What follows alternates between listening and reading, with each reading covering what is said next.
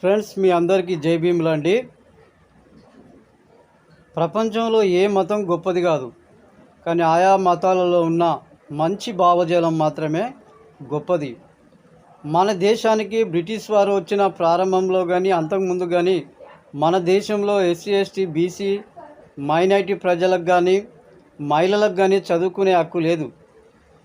మరి బైబిల్ భావజాలం ప్రకారం అందరు దేవుడి దృష్టిలో అందరూ సమానమని నమ్మిన బ్రిటిష్ అధికారులు మన దేశంలో అందరికీ విద్య అనేది ఉండాలని వారు ప్రయత్నాలు చేశారు.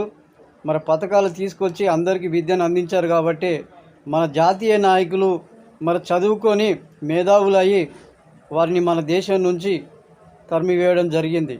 కాబట్టి ఈ ప్రపంచం మొత్తం బైబిల్ భావజాలంతోనే ఉన్నది.